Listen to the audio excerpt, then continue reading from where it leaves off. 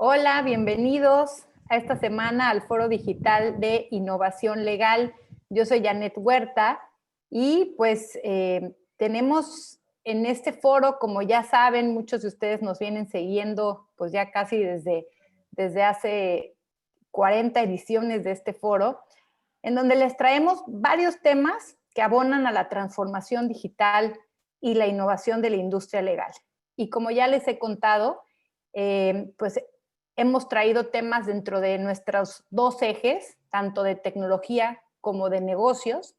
Y dentro del eje de tecnología, se los explicaba también en el foro digital anterior, tenemos las implicaciones legales de la tecnología o lo que se conoce como Law for Technology, y tenemos pues lo que se conoce como Legal Tech, las aplicaciones de tecnología a nuestro trabajo legal. Entonces, bueno, por eso hay veces que traemos temas como Legal Tech, automatización de contratos, otra vez que traemos Legal Design, pero hemos traído también estos temas de cuáles son las nuevas tecnologías que están cambiando el mundo y cuáles son las implicaciones legales que tenemos que tomar en consideración. Este es justamente el caso del tema de hoy, que es la responsabilidad y la explicabilidad de las inteligencias artificiales. Y para ello tenemos una invitada de lujo que sin duda me atrevo a decir que en México es una de las abogadas digitales que más conoce del tema. Ella es Ana Paula Romualdo, es asociada senior en Hogan Lovells y ella pues, es experta en inteligencia artificial y privacidad. Ella estudió precisamente también en Inglaterra, fue una de las que se aventuró a irse a otros países a conocer de lo que estaba sucediendo allá y es también una de las abogadas más influyentes de México de Foro Jurídico. Así que bienvenida, Ana Paula, y muchas gracias por estar con nosotros. Muchas gracias, Jan. Muchas gracias por la invitación. Es un verdadero honor estar aquí contigo como tu invitada, hablando de estos temas, y la verdad es que aplaudo mucho la labor que haces para darle difusión a estos temas que son tan importantes y que día con día van adquiriendo mayor importancia. Y sin duda es súper necesario que todos entendamos, aunque sea, de qué va, de qué se trata, con qué se come todo esto, ¿no? Fuera de que se quieran dedicar a eso o no, es como cuando tal vez iban a sus clases de derecho civil y les decían, oigan, quien no sabe derecho civil no sabe derecho. Entonces, yo les digo con cierta confianza que si no saben una parte de cyber law y de legal tech, se van a quedar sin saber derecho. Entonces, hay que saber al menos de qué se trata. Si no se quieren dedicar a esto, dicen, yo no sé con qué se mastica eso de la tecnología, no le voy a entrar. Ok, perfectamente válido, pero hay que saber cómo va. Entonces, bueno, vamos a empezar con esta plática, pero nos vamos a ir así, back to basics. Antes de entrarles de lleno a la parte de responsabilidad, quiero platicarles un concepto de inteligencia artificial, algo básico, para poder construir a partir de ahí lo que les voy a platicar. Entonces, un concepto entendible y sencillo de inteligencia artificial que me gusta mucho, que da Sebastián Thuren, es que una inteligencia artificial es un agente que toma una decisión en forma autónoma en un entorno de incertidumbre. Esto, pues tenemos el agente inteligente, pues es el algoritmo de inteligencia artificial o el sistema de inteligencia artificial, que toma una decisión en forma autónoma. Los grados de autonomía pueden ser distintos. Puede haber cierto input humano, cero input humano, que sería lo más avanzado, lo más autónomo, en un entorno de incertidumbre, porque no sabe la inteligencia artificial, bueno, no es que sepa, no hay conciencia. En realidad no tiene parámetros, puede no tener parámetros definidos de cómo va a desarrollarse o cómo va a tomar la decisión o las decisiones que necesite tomar para llegar a su meta.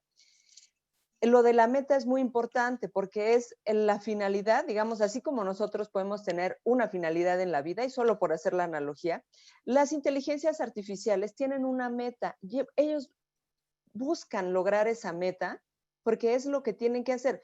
No es que se creen nuevas metas por sí solos, por el momento, no nada, o sea, simplemente están hechos para hacer, o programados más bien para hacer una cosa, y esa es su meta, y eso es como agente inteligente, todas las decisiones que van a tomar es para llegar a esa meta de la forma más eficiente. Un ejemplo clarito, medio absurdo, pero que lo encuentran en el libro You Look Like a Thing and I Love You de Janelle Shane, donde nos explica un montón de absurdos de inteligencia artificial y cómo se desarrollan en realidad cuando están siendo programadas y cómo en el cumplimiento de esas metas hacen cosas de lo más, digamos, pueden ser o graciosas o absurdas, pero porque su finalidad es llegar a esa meta. Entonces dice, bueno, yo tengo una especie de robot o algo que parece un robot que construí con bloques y su finalidad es llegar del punto A al punto B.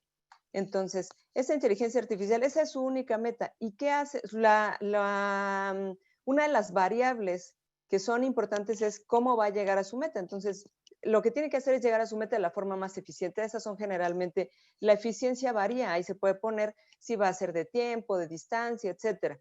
Pero entonces, dice, yo simplemente era para que llegara del punto A al punto B, nada más. Y entonces lo que hace esta inteligencia artificial es volverse un palo. O sea, se deconstruye el robot, se hace un bloque como una torre y entonces hace esto. ¡Pum! Y llegó al punto B.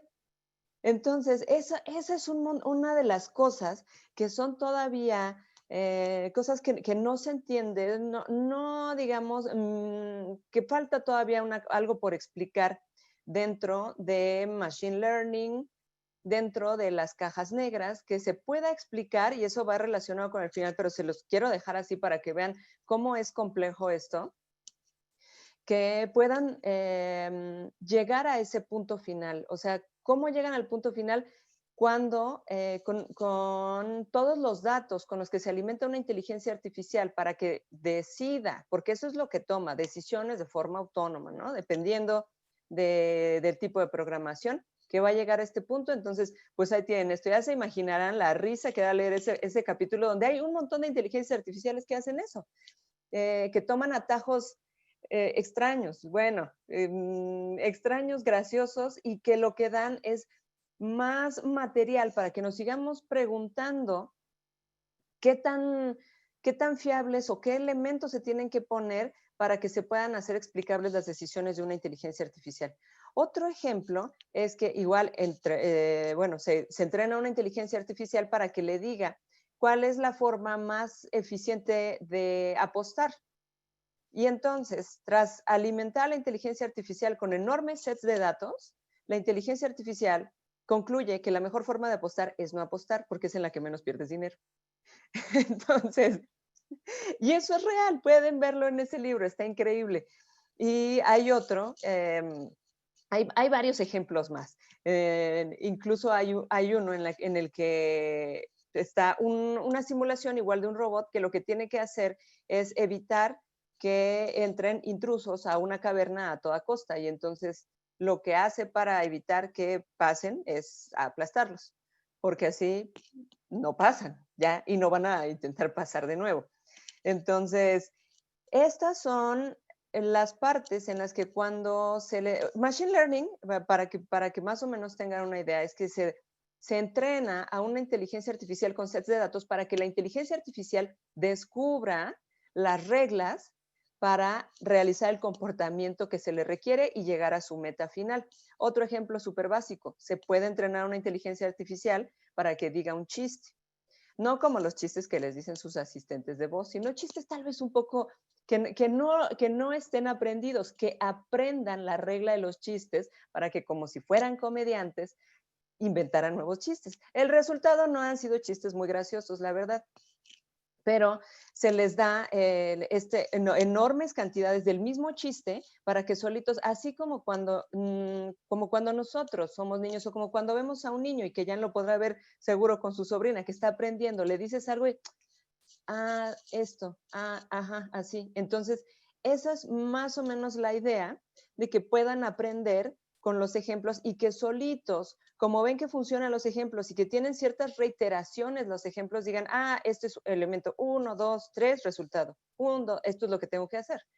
Pero precisamente porque pues, no es una inteligencia, es una inteligencia artificial específica, no es general, no hay un otro tipo de entendimiento, entonces simplemente entiende formulaicamente lo que se le está pidiendo y entonces pues a veces sí le falta un poquito de chispita cuando se trata de cosas un poco más, digamos, humanas, como crear un chiste, o sea, literal crear un chiste, no repetirlo, no entrenarle con un chiste que ya pensó alguien, no.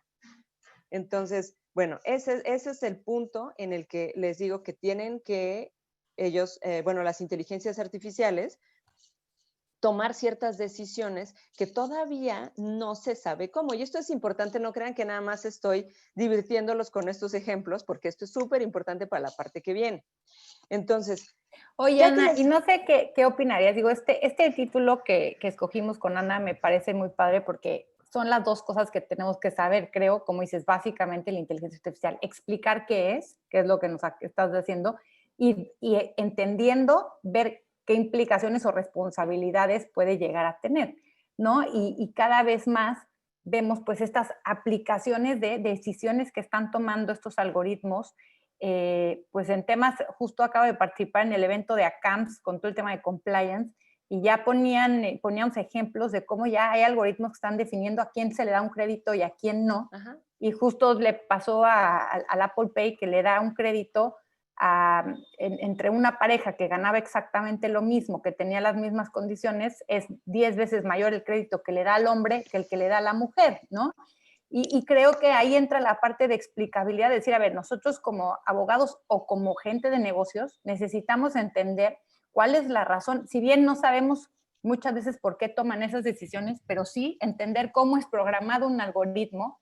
Sabemos pues que hay datos que se le alimentaron, que no es como que tomó la decisión por obra del Espíritu Santo, ¿no? Exacto. Y que hay ciertos datos que están haciendo de alguna forma ese sesgo, digo, en este estudio que se hizo en ese caso específico que me encanta, pues claro, es que históricamente había habido una gran inequidad a la hora de darles créditos a los hombres y a las mujeres. Entonces, en una situación exactamente con las mismas variables, decide beneficiar a un hombre que a una mujer, ¿no? Entonces, hay temas, claramente hay temas varios, no es que nosotros nos vayamos a poner a programar, pero sí creo que como abogados nos toca cuestionar en el sistema financiero, lo vemos ya en Estados Unidos en sistemas de justicia, ¿no? Algoritmos que ya están diciendo si una persona es candidato a reincidir en un delito, o sea, están apoyando en la toma de decisiones y que está, desde mi punto de vista, increíble, pero también tenemos que cuestionar críticamente, ¿no? Exactamente, tocaste uno de los puntos más importantes y de hecho lo que comentas se le ha llamado Old Boys Algorithms porque son, Old Boys Algorithms son simplemente los señores de los años 80 para atrás. Entonces, muchos sets de datos con los que se alimenta un sistema de inteligencia artificial traen incorporados un montón de sesgos, pero la inteligencia artificial, recordemos, no piensa, no sabe. Entonces, la inteligencia artificial no va a decir, ah, caray, ya es 2020. Tengo demasiada carga de datos en las que le están dando mucho mayor crédito históricamente a un hombre. Creo que aquí hay algo mal. Eso es una prueba de que no hay un discernimiento. Es simplemente una programación por el momento. Entonces, replicar esos modelos es como es literal irnos para atrás y pensar nada más por obra y efecto, como dices, del Espíritu Santo, que en Silicon Valley se conoce como math washing, que como es aparentemente es una operación matemática, entonces debe estar bien. Y seguro has escuchado, y todos hemos escuchado a los que dicen, no, pues es una inteligencia artificial es superior, aguas. Y su decisión debe ser superior, o sea, acuérdense que la inteligencia artificial, lo de siempre, no se cansa, no duerme, no sé qué. Entonces, debe estar bien esa solución que da, pero no nos cuestionamos exactamente todo lo que hay abajo y eso es nuestra chamba como abogados y esa también ha sido la chamba de los científicos de datos, que precisamente un científico de datos fue el que acuñó el término de math washing cuando dijo, oigan, no es que los datos no son, la ciencia de datos no es una ciencia exacta, ni es un 2 más 2 es igual a 4, no, es como incluso dice Cathy O'Neill, que las inteligencias artificiales son opiniones en algoritmos. Tal cual. Entonces, no es que sea una operación incuestionable o que vaya a estar incuestionablemente bien. Hay que ver cómo funciona. Y esto sí va muy de la mano con la parte de explicabilidad. Entonces, hay dos cosas aquí que me he topado bien interesantes cuando hablamos de la parte de autonomía, que dicen, bueno, pues tal vez esto implique que en el futuro va a desaparecer.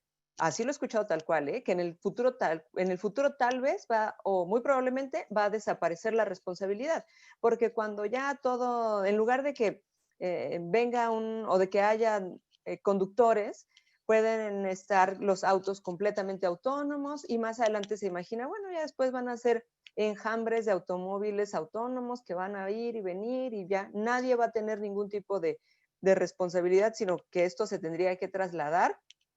Y así es como se ha llegado a imaginar también, tal vez al mismo sistema de inteligencia artificial, sea robótico o no sea robótico. Y entonces, la consecuencia de esto es que se llega a pensar que se necesita personalidad robótica. Pero eso ya en un paper reciente de la Unión Europea dijeron, no, ya consideramos hace varios años, creo que fue como 2014 o 12, que consideramos la parte de personalidad robótica y ya nos dimos cuenta que no es la mejor opción, se tiene que seguir considerando el esquema de responsabilidad. Y una cosa que también es súper importante es que por más que el nivel de autonomía de un sistema de inteligencia artificial, robótico no, pero sobre todo se toma en cuenta el robótico, en estos casos o en estos ejemplos, la responsabilidad no va a desaparecer y ese es nuestro trabajo. O sea, no que sea nuestro trabajo que no desaparezca, es nuestro trabajo hacer entender y dilucidar y rascarle lo suficiente para que el público en general entienda que la responsabilidad no desaparece porque estás interactuando con un robot o porque un robot te está prestando un servicio. También ahí puede existir un tipo de responsabilidad y la parte de responsabilidad es uno de los temas más finos y más interesantes de inteligencia artificial. Este tema se empezó a tratar de forma muy temprana en robots de guerra, porque lo primero que se decía ahí era, no, a ver, si estamos utilizando robots en guerra, pues por supuesto que se utilizaban los robots en guerra, fue de los primeros usos de la inteligencia artificial, porque como sabrán, mucha tecnología se desarrolla para ser implementada en la guerra y los primeros usos que se ven suelen ser en la guerra. Entonces, había académicos y ensayos y organizaciones, o sea, no crean que nada más se quedaba en academia y la academia en otras partes tiene unas aristas súper prácticas, no es nada más como teoría.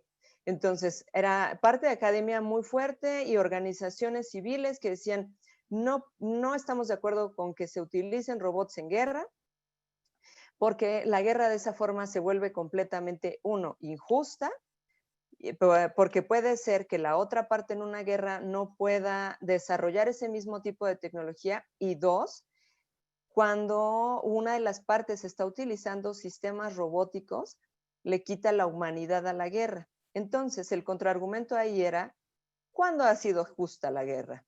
¿Cuándo han sido en general potencias con la misma capacidad armamentista? Y dos, muy dudosamente, los soldados que están literal en la trinchera estarán pensando gran cosa en el honor. Eso es otro rollo. Entonces, no es que simplemente no se pueda usar, sí se usan exoesqueletos, se usan para otras cosas, para exponer menos a los humanos, pero lo que se busca que no se utilicen es que sean comandados a distancia.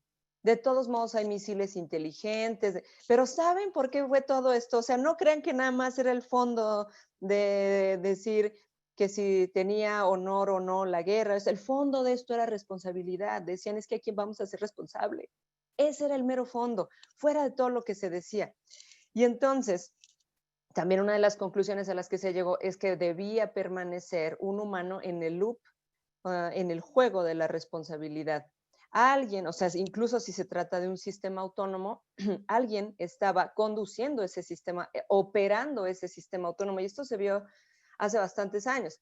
Entonces, si alguien está operando ese sistema autónomo o alguien está recibiendo órdenes para operar un sistema autónomo, la responsabilidad debe estar por ahí. No es que la responsabilidad desaparezca, porque era también existía esa duda. Entonces les digo, este tema de responsabilidad empieza así pues, a levantar ámpula en el tema de guerra. Entonces, bueno, les digo, ahí es que se queda un humano. Y ya, si lo traemos al punto de responsabilidad, que lo podemos pensar ya, pero ¿aplicará o algo aquí ya concretamente en México? ¿O necesitamos una nueva ley? O si a mí me preguntan, oye, Ana Paula, ¿inteligencia artificial está regulada? No, no, no para nada. Si me preguntan concretamente, ¿hay una ley que regula inteligencia artificial? La respuesta es no, pero existen otros ordenamientos que pueden ser aplicables a los posibles resultados o a las posibles acciones de una inteligencia artificial. La respuesta no es, es que no existe una ley de de ley federal de inteligencia artificial. No, no existe. Y justamente al nosotros estar inmersos en los temas de tecnología, creo que debemos estar muy conscientes que mayormente vamos a tratar y nos vamos a desenvolver y a desarrollar profesionalmente en entornos desregulados o de regulación nueva. Por supuesto que habrá algunas cosas que ya tengan algunos años más, pero no son, o sea, no son materias que sean ya viejas o clásicas, son materias pues relativamente nuevas. Pero muchas tecnologías emergentes o muchas cosas nuevas van a estar en entornos desregulados. Y nuestro trabajo como abogados digitales absolutamente no es sentarnos cruzados de brazos y decir, no, pues no hay ley. Ahí cuando salga una ley me va a caer chamba, porque y yo voy a querer realmente con todo mi corazón que haya una ley porque de esa forma me va a caer chamba. No, esa parte ya es cuando el trabajo está, digamos, ya se ve la carretera, pero nuestro trabajo es andar sobre lo que todavía no está pavimentado, pues, o sea, se pone más rudo el asunto, pero esa es nuestra chamba en realidad, decir, ¿qué es lo que te puede aplicar? Y no nada más decir, es que nada está regulado, es que hay un montón de cosas a las que les puedo aplicar por analogía figuras que ya existen, porque el resultado va a ser una figura que ya existe, o lo que yo quiero regular o lo que yo quiero dilucidar es una figura que ya existe. Entonces, aquí es súper importante entender y diseccionar qué es lo que quiero saber. ¿Qué quiero saber de inteligencia artificial? Si está regulado, si la ley me dice si la ley me da o no una definición de inteligencia artificial, de agente inteligente, no. Yo quiero, el punto es saber cuál es ahí el tema de responsabilidad. ¿Sí, Jan? Oye, Ani, te iba a decir, porque me encanta esto que nos dices, yo a veces mi trabajo aquí escuchando a todos mis entrevistados es regresar como a los puntos rescatables y constantes que yo veo para decir, esto es realmente el mensaje del abogado digital, no importa que hablemos de inteligencia artificial, de legal tech, yo veo uno aquí bien importante. El primero es esta parte que decías de un gran debate, hay que regular o no hay que regular, nos surgió en el tema penal, ¿no? En su momento, con los ciberdelitos, etcétera. Nos surgió en el tema fintech, ¿no? Que justo yo escucho mucho, ¿no? Mucha gente aboga por decir, es que no necesariamente se necesita nueva regulación. En el tema, por ejemplo, fintech, que fue un debate, dijeron, bueno, era importante la ley para darle importancia al ecosistema, pero ¿cuántos otros países muchísimo más avanzados que México no tienen una ley fintech, ¿no? Y se regulan perfectamente con temas de comercio, y sin problema, ¿no? Uno de ellos siendo Estados Unidos. Entonces, pasa justamente lo mismo con la regulación que ahorita nos platicarás, en este caso, que sí aplica. Y lo otro que dices me decía una alumna el otro día, abogado digital, me dice, me encantan estos temas porque aquí es la era en donde los abogados sacamos nuestra parte creativa, ¿no?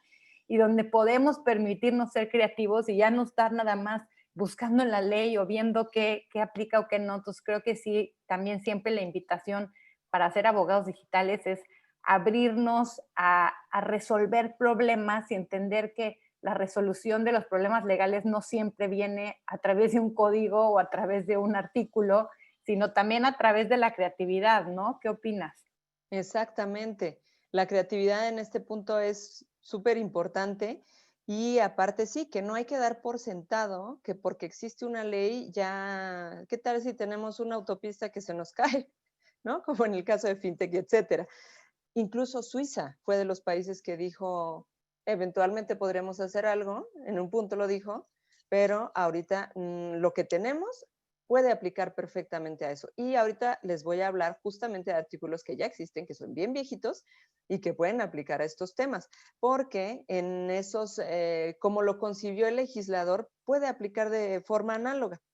Ahora, cuando de repente escucho que tal vez no existe responsabilidad, me doy cuenta que puede existir cierto desconocimiento acerca de una cosa que rige el uso de los sistemas de inteligencia artificial, que al final son un software que les digo, puede ser robótico o no. O sea, esta definición siempre la hago y es súper importante, porque cuando se podría, si alguien piensa que no hay una definición o no hay una diferencia importante entre un robot, nada más un robot, y un robot con inteligencia artificial, no, hombre, oigan, echan abajo el trabajo de un montón de gente que se dedica a la robótica y que se ha partido la cabeza porque sus robots tienen que lidiar con la gravedad. Y el hecho de lidiar con la gravedad ya les hace una gran diferencia. Un software así solito, que no es robótico, que no tiene que interactuar con el ambiente, no le tienen que construir la cantidad de sensores que le tienen que hacer a cualquier bien que tenga, o sea, a cualquier bien robotizado. Entonces, bueno, cuando pasa esto, les digo que cuando se está utilizando algo, hay una cosita que no muchos leemos, igual que el aviso de privacidad, que son los términos y condiciones. Y ahí es donde hay un montón de excluyentes de responsabilidad para el desarrollador o si es el fabricante o el comercializador y la responsabilidad que queda para el usuario final. Entonces, todo esto que se explica de esa forma podría entenderse que es un tipo de responsabilidad y esa se puede entender como la responsabilidad civil contractual, porque hay un link, o sea, existe algo previamente que me hace una relación entre el usuario final, o sea, yo, y el desarrollador, el fabricante o el que está comercializando ese dispositivo robótico.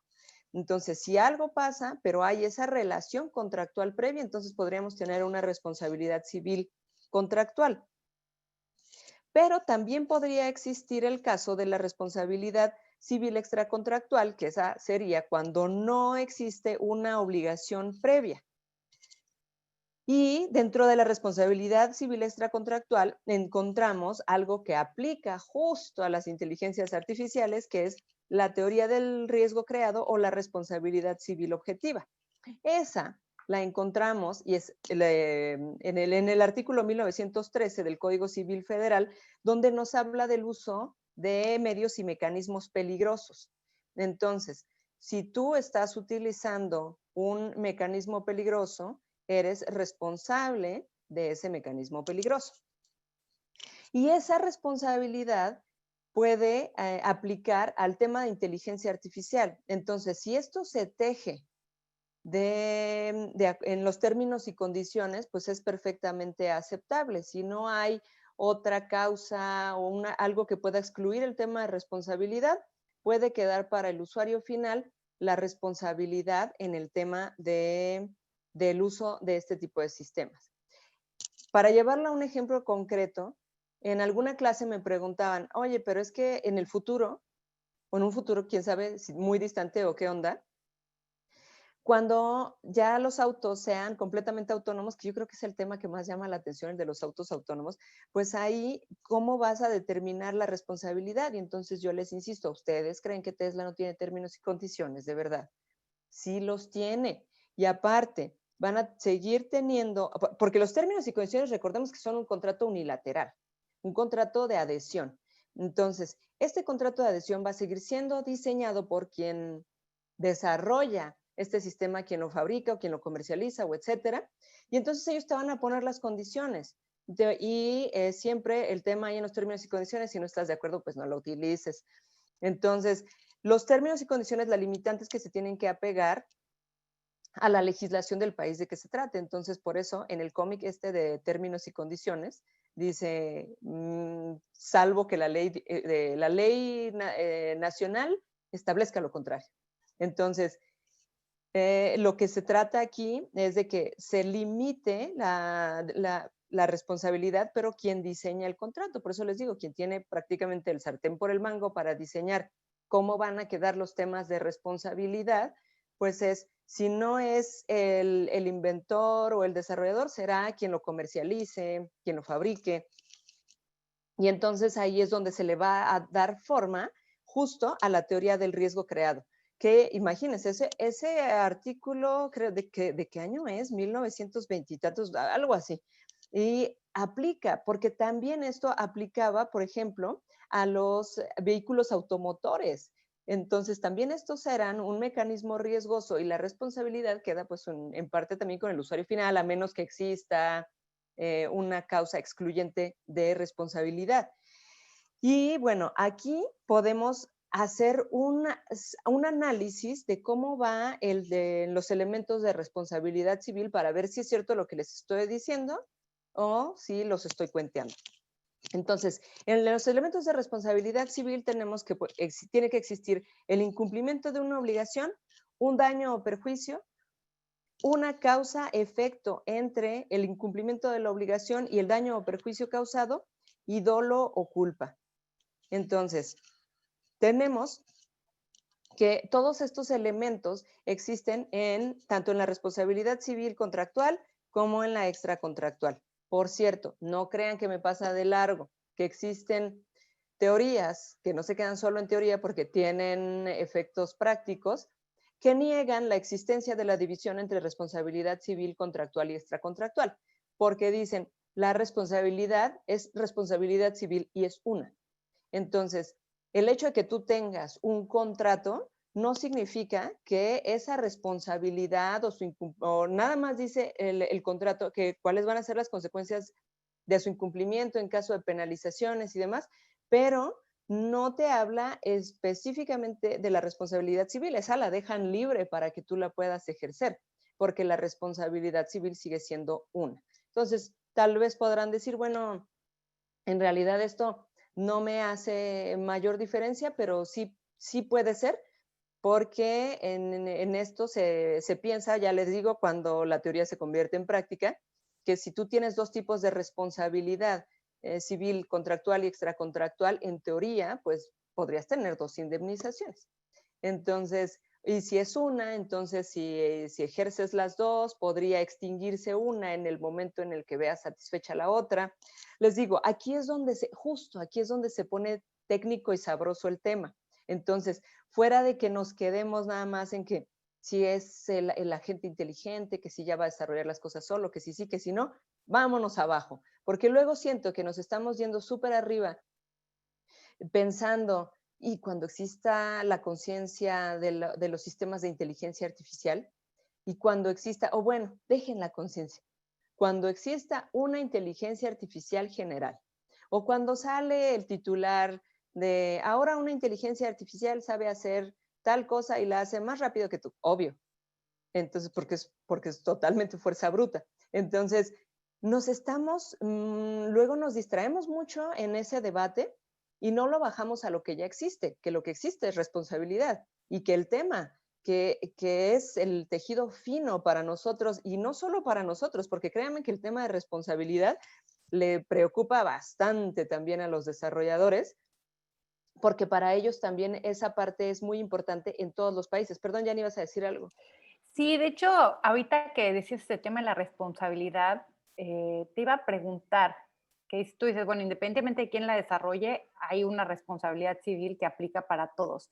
Pero también hay este debate que hemos visto en diferentes países, en la Unión Europea, que dicen, ok, tenemos responsabilidad de las personas, luego ahorita ya vemos cada vez más tenemos esta responsabilidad de las personas morales, ¿no? De las empresas, la Sí. penal, etcétera, y pues proponen una tercer tipo de responsabilidad que pues, a veces le llaman la responsabilidad electrónica o la responsabilidad robótica.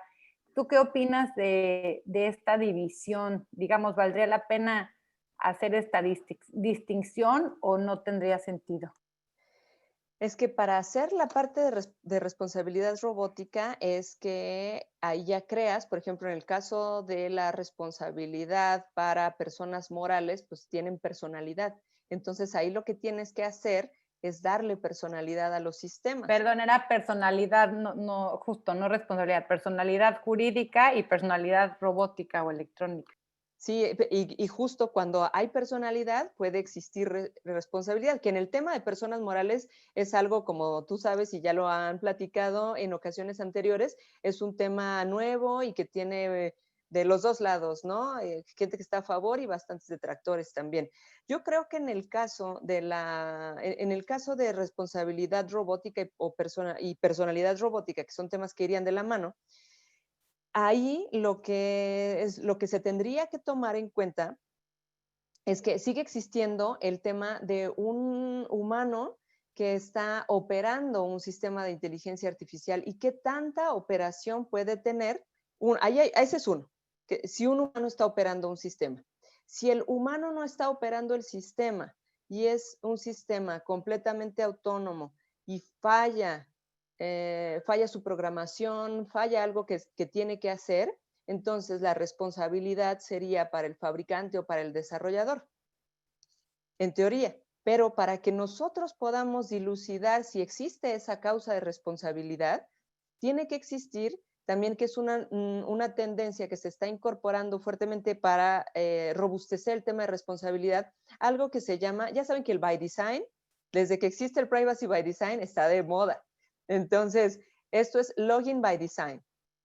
Esto significa que una vez que ocurra cualquier cosa, digamos, un incidente, pues, en el tema de responsabilidad con un sistema de inteligencia artificial, es que tú vas a tener logueados todos los datos que te van a permitir determinar de qué lado fue la falla.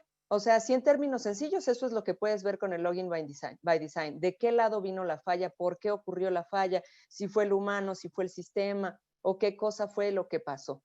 Si tú tienes, igual volviendo al tema de los autos autónomos, uno que se quiere cambiar de carril, un auto autónomo, y entonces el auto autónomo pues le tiene que compartir datos con el otro auto para cambiarse de carril, pero el otro auto no puede porque el sistema falla y eso ocasiona un choque. Entonces ahí pero tendríamos que tener login by design para entender o extraer la causa más bien de que ocurrió por una falla en el sistema. Pero algo que se pone todavía, así les digo, cada vez se va poniendo esto más interesante, es el tema de responsabilidad vicaria. La responsabilidad vicaria se da cuando tú tienes responsabilidad por los hechos dañosos que hace, digamos, A tiene responsabilidad por los hechos dañosos que hizo B. Entonces, esto puede ocurrir, por ejemplo, cuando hay responsabilidad en el tema de personas morales, porque algún empleado hace o realiza un hecho dañoso y entonces te vas a demandar o, pues sí, responsabilidad de la persona moral. En ese caso, ahí tenemos que está A, que sería la empresa, tomando responsabilidad por un hecho que ocurrió por B. O sea, no, y aquí lo que es interesante es que justo cuando les platicaba los elementos de responsabilidad civil, uno de los elementos es que les digo que exista causa y efecto. Causa entre la acción u omisión que hace una persona, ya saben, bien legal, acción u omisión, y el efecto. Entonces, eso no ocurre en la responsabilidad vicaria, porque no es que tú hayas hecho o que no hayas hecho alguna cosa en particular, es que tú tienes agencia sobre B, que es quien ocasionó algo. Esto podría ocurrir, y esto yo creo que funciona muy bien, y podría funcionar muy bien como analogía para el caso de sistemas con mayor y mayor autonomía. O sea, si ya es completamente autónomo el sistema, pero de todos modos la responsabilidad no, ¿qué hace si tiene responsabilidad robótica?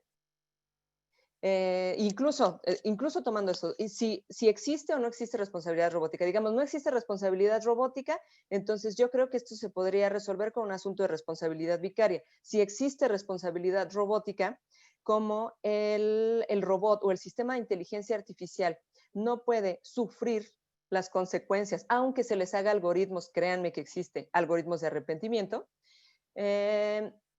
no es que ese robot sufra las consecuencias de esa conducta. Entonces, ahí tendría que existir agencia. La agencia es súper importante en estos temas. Y la agencia sería para el desarrollador o para el fabricante, y la agencia es la que nos daría el tema de responsabilidad vicaria. ¿Quién se haría responsable? Quien tenga agencia sobre el robot. Y entonces, esa parte de responsabilidad se pone interesante. Un ejemplo, ¿se han visto o saben de estos robots de cuidado? Entonces, digamos, hay un robot de cuidado y esto es un ejemplo, hipotético completamente. Imagínense que el robot lo que hace es darle medicinas a una persona, a un adulto mayor. Y entonces es un adulto mayor que pues, de repente tiene algunas crisis de ansiedad o que entra en momentos de nervios. Y el robot le tiene que dar ciertas medicinas todo el tiempo. Y el robot insiste en darle las medicinas y la persona se niega a tomarlas. Y entonces, como se niega a tomarlas y el robot insiste, y como resultado de eso, la persona entra en una gran crisis de ansiedad o le pasa alguna cosa. O esto es un ejemplo, el que les voy a contar un ejemplo más rosa, uno de estos robots igual de cuidado, de compañía, que le está contando una historia. Y de repente pasa, por alguna razón, digamos, que le cuenta una historia que lo estresa o lo inquieta o lo pone mal, le pone mal a la persona. Entonces, si como consecuencia de que le pone mal, le pasa algo, le da un ataque, se cae, se pega, le pasa algo, se rompe un hueso, le salen 1000 moretones, lo que sea, ¿dónde caería la responsabilidad si hay autonomía completa en el robot? Ahí es donde nos vamos al tema de agencia o al tema de responsabilidad civil objetiva. O la persona está usando un mecanismo riesgoso, pero no lo está usando porque quiere. Tal vez quien se lo dio se tiene que hacer responsable o tendría que asumir la responsabilidad del uso de ese mecanismo riesgoso, o podría ser el tema de responsabilidad vicaria. Estas son las cosas misteriosas que vamos a ver en el futuro y que van a estar súper sabrosas de determinar. ¿De qué lado va a quedar la responsabilidad? Sí, dime, Jan. O sea, entonces, resumiendo un poco, tu postura es siempre se puede, ya sea cuando sale algo mal con un sistema de inteligencia artificial, siempre se puede adjudicar, digamos, la responsabilidad o a una persona o a una empresa que fue la que lo programó, ¿no? O sea, no habría necesidad de dotar, digamos, ahorita personalidad jurídica a una máquina si siempre podemos regresar a esta responsabilidad, ¿no? Sí, y te digo, si incluso existiera la personalidad, como el sistema no puede sufrir las consecuencias, alguien tiene que tener agencia sobre ese sistema para sufrir esas consecuencias. Y puede ser que se determinara que la responsabilidad, digo, puede ser una causa si tienes el login by design bien hecho, que fuera un fallo que no fuera previsible, un fallo que no esperas que pasara, o sea, que de verdad la responsabilidad quedara en el aire. Sí podría pasar, pero eso tendría que ser después de analizarlo. No es que sea la regla que la responsabilidad va a quedar en el aire, pero creo que si existiera la responsabilidad, alguien tendría que tomar agencia sobre esa personalidad. Aunque también ya sabes que surgió también este debate cuando decidieron otorgarle ciudadanía a Sofía, Sí. ¿no? De ahí en los Emiratos Árabes como pues, un tema muy mediático, pero oye, ¿cómo le vas a otorgar ciudadanía a un robot si justamente como dices, ¿no? No es autónomo en sí. Eso es Sí. también otro debate que surgió ahí. Pero bueno, entonces este tema creo que es uno de los grandes, grandes debates que dicen, como dijiste tú y todos los expertos, que es lo que realmente está moviendo al derecho, que es que la inteligencia artificial viene a ponernos en jaque en el tema de responsabilidad y que hay que volver a estudiar justo, ¿no? O sea, no más que estudiar, el interpretar cómo aplica para estos temas. No sé si abrimos un poquito a preguntas o quieres terminar la exposición y preguntamos al final. Pues voy a tratar Si de hacer, quieres, todas, sigue. ya saben cómo me emociono con estas cosas. Sí, Voy a tratar de cerrar esto en 6 sí, va, minutos para va, dejar 10 minutos de preguntas. Ahora vale. aquí nos vamos a ir como de volada. También pueden existir temas de protección al consumidor, ¿es cierto? Y algo que se pone bien interesante, el tema de responsabilidad algorítmica, que se trata justamente de sesgos. De eso se trató la ley de responsabilidad algorítmica que se hizo, el proyecto de ley de responsabilidad algorítmica que se hizo en Estados Unidos, y después de que pues no pasó, obviamente, bueno, no obviamente, simplemente no pasó, y el análisis posterior fue, pase o no pase ahorita, hay que tener cuidado con estos sesgos porque pueden impactar en otras áreas, y eso es completamente cierto. Ahora, el uso cada vez más masificado de sistemas de inteligencia artificial en la que, como nos platicabas, Jan, se recomienda, o sea, se analizan ciertos datos y se recomienda tomar una decisión, esto también lo vamos a ver que se empieza a utilizar en Latinoamérica por parte de servidores públicos. Esto es algo que ya se está haciendo en Europa y NHS utiliza sistemas de inteligencia artificial, pero ya fuertemente. Entonces, esto puede implicar también un tema de responsabilidad, porque ¿cómo se va a tejer ahí el tema de responsabilidad? Esto se los dejo ahí como una incógnita bien interesante.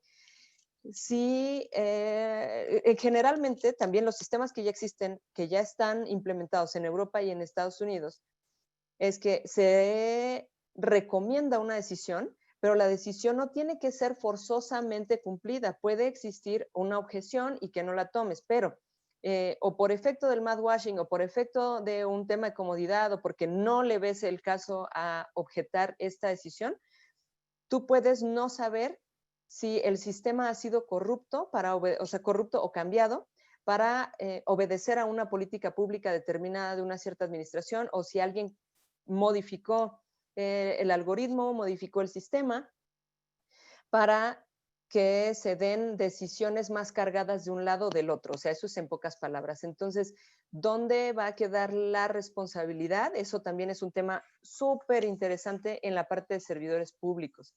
Entonces, aquí lo que tenemos es un reto de reentender o redefinir la necesidad del control humano como centro del tema de responsabilidad. Y una de las claves es que puede ser que la persona que esté, como les decía, de las primeras claves que podemos entender es quién está en control del mecanismo y qué tanto control tiene sobre el mecanismo y qué pasa si no hay una persona ya en control del mecanismo, qué tipo de responsabilidad podemos utilizar y siempre vámonos para atrás, cuando estemos analizando eso, hay que leer primero los términos y condiciones y entonces ahí decimos, oye, no, esto no va de acuerdo o no está bien o es excesivo, está pasado, pues eso hay que saberlo. Entonces les recuerdo lo de login by design, eso es súper importante, ténganlo en mente, tengan en mente que la causa no siempre es fácil de probar y que la propia naturaleza actual de las inteligencias artificiales puede tener impacto en el tema de responsabilidad, porque hay algo de opacidad en la parte de explicabilidad y eso es justo lo último que les voy a decir en 2 minutos. La explicabilidad antes se entendía como la caja negra de las inteligencias artificiales. O sea, en otras palabras, es algo completamente misterioso, no sabemos cómo toma esa decisión, cómo entiende las reglas con las que se ha alimentado su set de datos y entonces, ¿cómo vamos a saber que tomó esa decisión? ¿Por qué razones? Esto tiene un impacto directísimo en el tema de datos personales. Le pega así derecho. Entonces, NIST, que es el National Institute of Standards and Technology, que que es de Estados Unidos, y esto se dedica a temas no regulatorios. Entonces, precisamente se va a hacer algo de estándares que no son obligatorios, pero son recomendados. Bueno, algunos pueden ser tomados como estándares internacionales en otros países. Aquí se toman algunos de esos estándares en México en temas de ciberseguridad, por ejemplo. Entonces, hicieron una lista de cómo cómo se podría determinar la confiabilidad de las inteligencias artificiales y ponen 7 variables. Precisión, explicabilidad, resiliencia, fiabilidad, objetividad y seguridad en sus 2 aspectos, que es la seguridad del sistema y la seguridad del humano, que es safety and security. Entonces, pues suena redundante, pero eso es. Estos 7 variables se pueden reducir a una.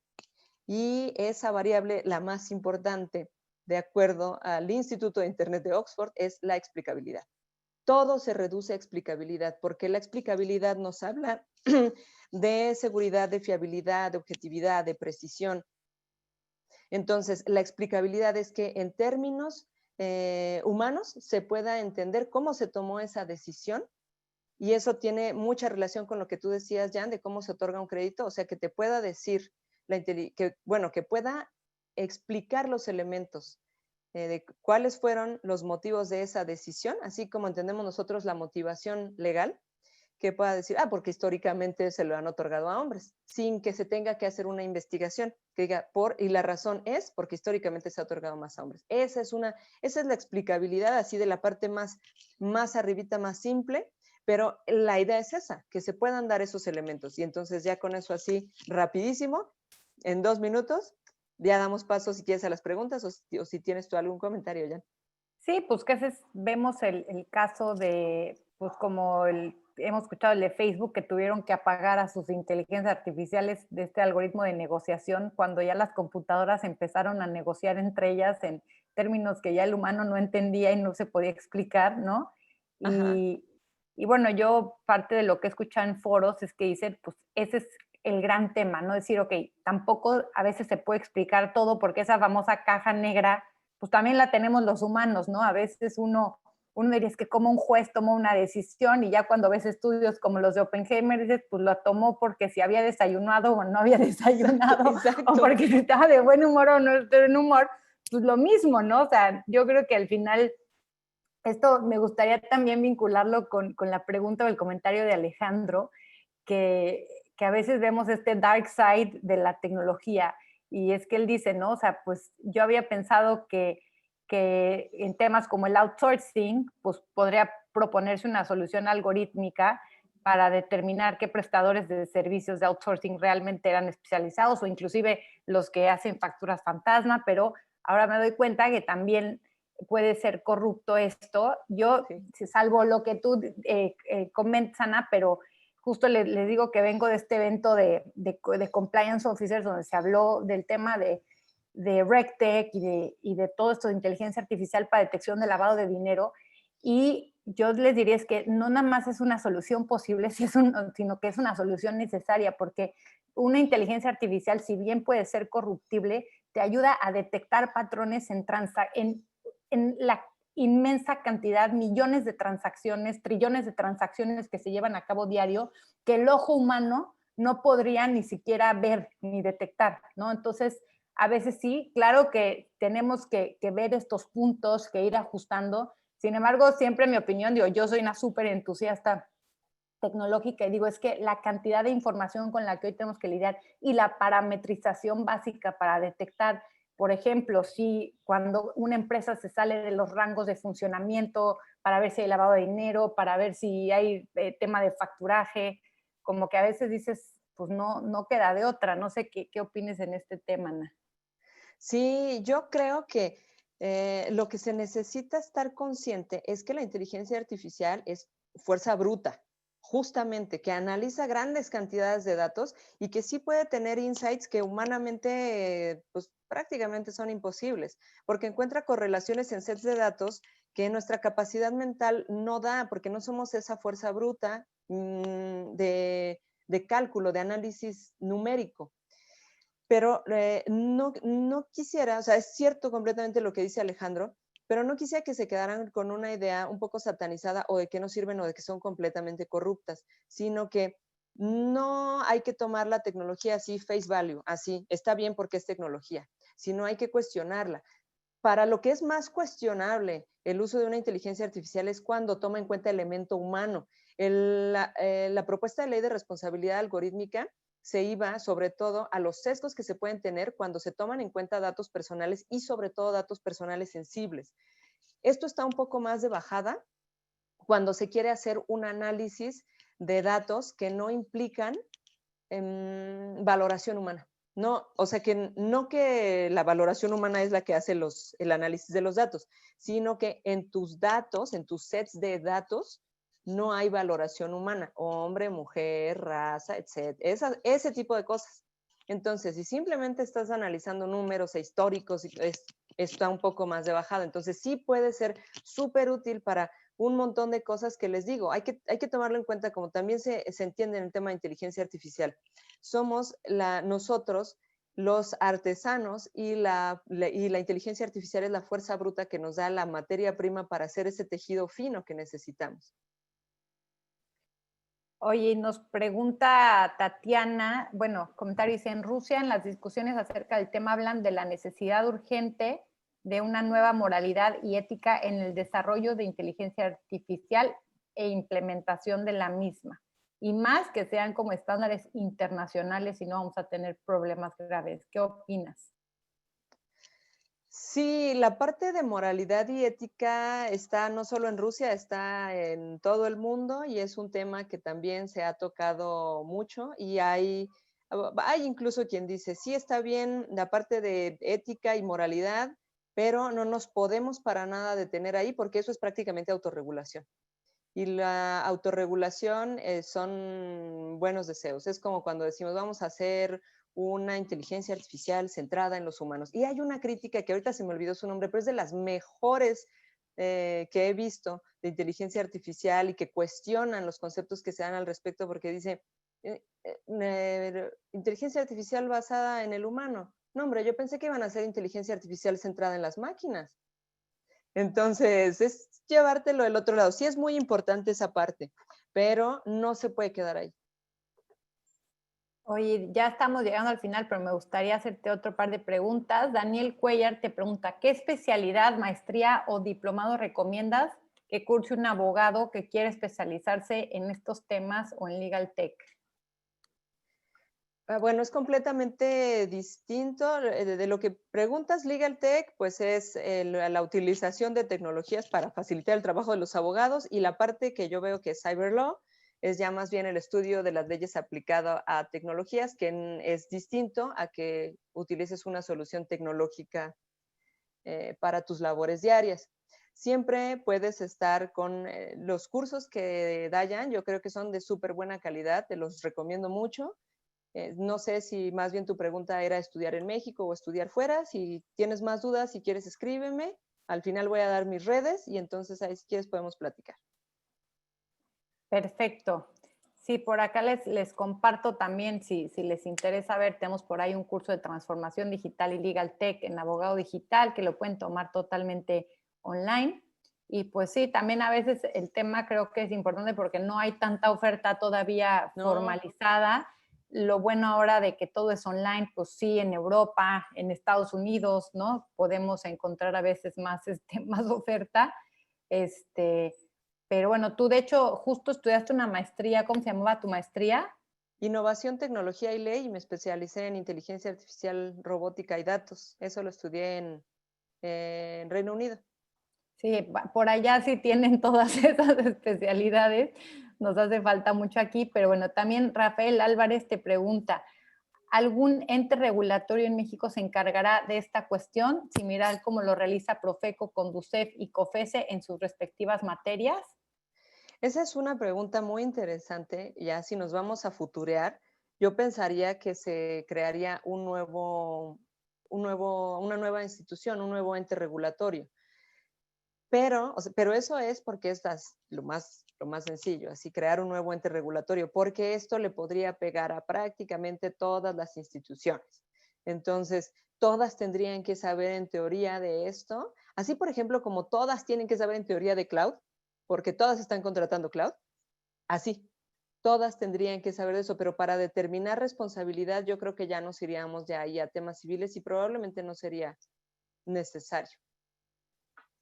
O sea, sería como ahorita lo hacemos con el tema de responsabilidad civil, ¿no? Sí, exacto. Y tenemos, bueno, por acá teníamos otro comentario de Alejandro Rodríguez, dice, cuando platicabas del tema de responsabilidad civil, me lleva a ver la limitación del sistema civil, codificado, pero también de la teoría de los civil torts, del common law. Ah, sí, todo un tema.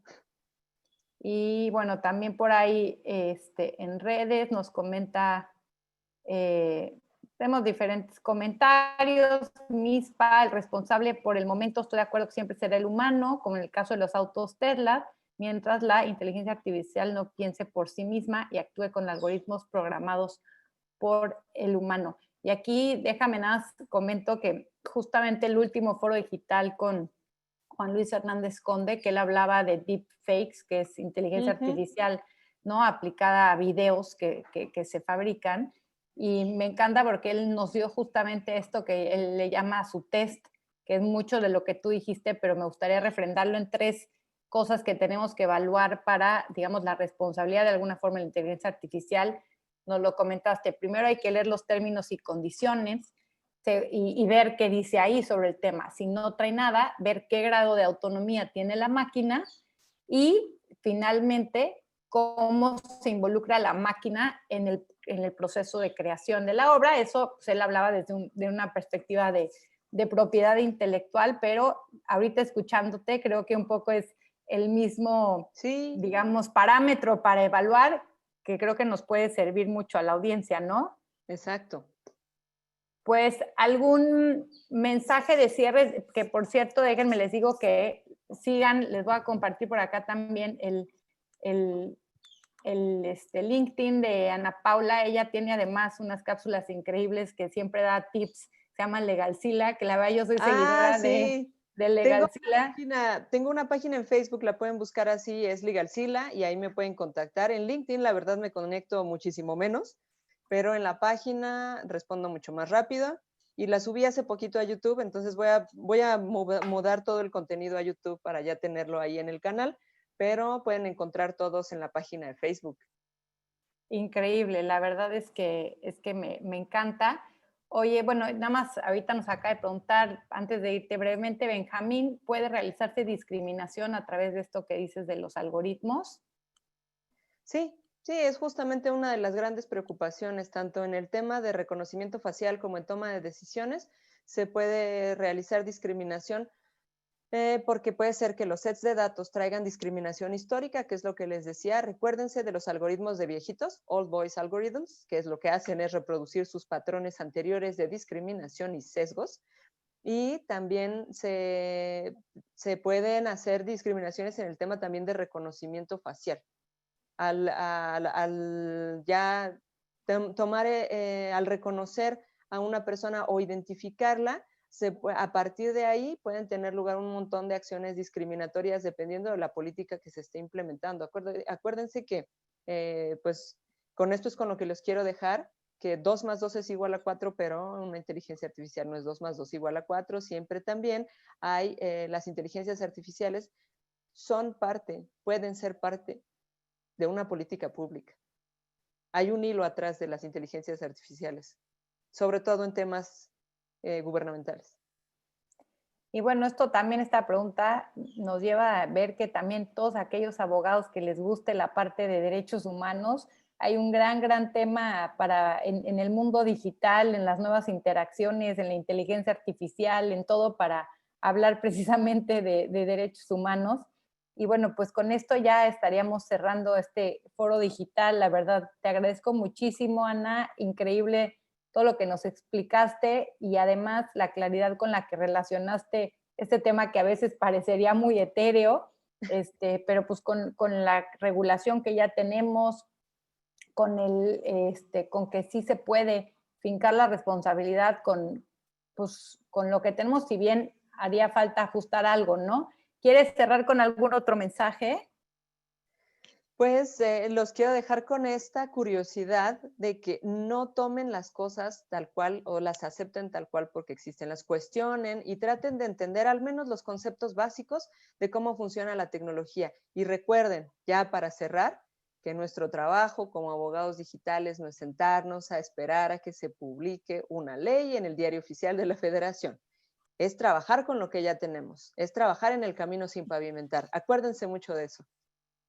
Muchísimas gracias, Ana, en verdad, por compartir todos tu gran conocimiento, tus grandes habilidades de abogada digital. Sigan a Ana, en verdad, les puedo decir que en México es de los grandes, grandes referentes y expertas en todos estos temas y gracias por estar con nosotros. Muchísimas gracias, Jan, y muchísimas gracias a toda la audiencia por sus comentarios y por estar presentes en esta conferencia. Gracias. Bye. Bye.